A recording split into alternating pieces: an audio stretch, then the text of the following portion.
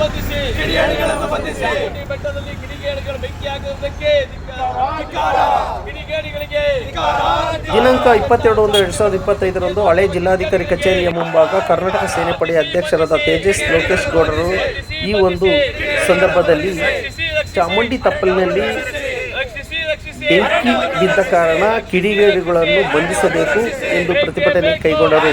ಇದೇ ಸಂದರ್ಭದಲ್ಲಿ ಕರ್ನಾಟಕ ಸೇನಾಪಡೆಯ ಸದಸ್ಯರು, ಅಧ್ಯಕ್ಷರು ಹಾಗೂ ಕಾರ್ಯದರ್ಶಿಗಳು, ಮುಖಂಡರು ಹಾಜರಿದ್ದರು.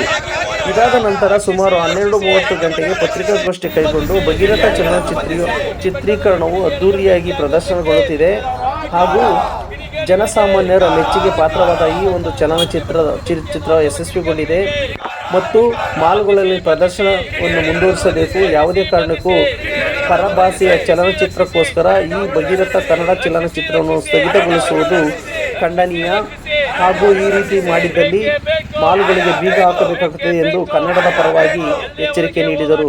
ಭಗೀರಥ ಚಲನಚಿತ್ರದ ತಂಡದ ಮುಖಂಡರುಗಳು ಹಾಗೂ ಸದಸ್ಯರುಗಳು ಹಾಜರಿದ್ದರು.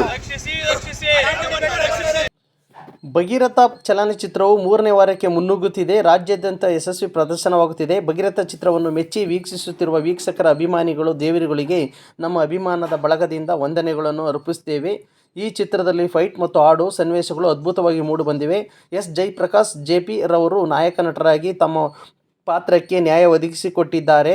ಅದೇ ರೀತಿ ಹಿರಿಯ ಕಲಾವಿದರಾದ ಸುಧಾ ಬೆಳವಾಡಿ, ರವಿ ಕಾಳೆ, ಬಾಲರಾಜ್ ಬಾಲ್ವಾಡಿ, ಶಿವರಾಜ್ ಕೇರ್ಪೇಟೆ, ಚಂದನ್, ರಾಘವೇಂದ್ರ ಸೇರಿದಂತೆ ಹಾಗೂ ವಿಷ್ಣು ಇನ್ನೂ ಹಲವು ಕಲಾವಿದರು ಉತ್ತಮವಾಗಿ ನಟಿಸಿದ್ದಾರೆ. ಈ ಮೆಚ್ಚುಗೆ ಪಾತ್ರವಾದ ಈ ಚಲನಚಿತ್ರ ಯಶಸ್ವಿಯಾಗಿ ಮಾಲ್ಗಳಲ್ಲಿ, ಚಿತ್ರಮಂದಿರಗಳಲ್ಲಿ ನಡೆಯುತ್ತಿದೆ.